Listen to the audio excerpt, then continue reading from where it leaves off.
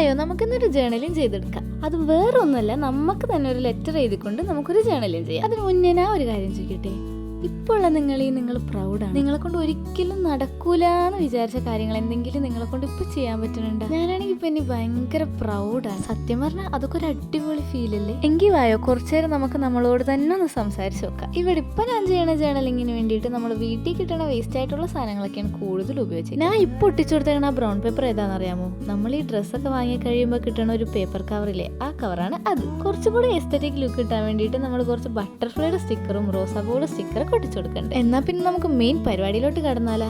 വായോ നമുക്ക് ആ ലെറ്റർ അങ്ങോട്ട് എഴുതിയെടുക്കാം. എനിക്ക് എന്നോട് എന്തൊക്കെ പറയാൻ തന്നിട്ടുണ്ട് അതെല്ലാം ഞാൻ അവിടെ എഴുതി വെച്ചിട്ടുണ്ട്. വേറെ ആരെങ്കിലും ഒക്കെ നമുക്ക് വേണ്ടി ലെറ്റർ തരാൻ വേണ്ടി നമ്മൾ എന്തിനാ ഇങ്ങനെ കാത്തിക്കുന്നത്? നമ്മുടെ ഇഷ്ടങ്ങളും സന്തോഷങ്ങളും സങ്കടങ്ങളും എല്ലാം ഏറ്റവും കൂടുതൽ അറിയാവുന്ന ആള് എന്തായാലും നമ്മൾ തന്നെ ആയിരിക്കും. അങ്ങനെ എഴുത്തൊക്കെ ഇവിടെ കഴിഞ്ഞിട്ടുണ്ട്. അത് കഴിഞ്ഞപ്പോൾ ഭയങ്കര പ്ലെയിൻ ആയിട്ട് ഫീൽ ചെയ്ത്. എന്നാൽ പിന്നെ നമുക്ക് കുറച്ചുകൂടെ ഡെക്കറേറ്റ് ചെയ്യാമെന്ന് വിചാരിച്ചു. അങ്ങനെ ബാലൻസ് വന്ന പേപ്പറിൽ കുറച്ച് ഹാർട്ടൊക്കെ കട്ട് ചെയ്ത് ഒട്ടിച്ചു കൊടുത്ത്, പിന്നെ നമ്മുടെ ബട്ടർഫ്ലൈയുടെ സ്റ്റിക്കേഴ്സ് ഒക്കെ ബാക്കിയും ബാലൻസ് ഇരിപ്പുണ്ടായി, അതൊക്കെ ഒട്ടിച്ചു കൊടുത്തു. എന്നിട്ടും ഭയങ്കര പ്ലെയിൻ ഫീല്. എന്നാ പിന്നെ അങ്ങോട്ട് അലമ്പാക്കാന്ന് വിചാരിച്ച് അങ്ങനെ ദേ ഒരു ബോർഡർ വരച്ചു കൊടുത്ത്. ലെറ്ററാന്നറിയാൻ വേണ്ടി നമുക്ക് പേപ്പർ കൊണ്ട് ഒരു ലെറ്ററും കൂടി ഉണ്ടാക്കാം. അങ്ങനെ അതും കട്ട് ചെയ്ത് ദേ അവിടെ ഒട്ടിച്ചു കൊടുത്തിട്ടുണ്ട്.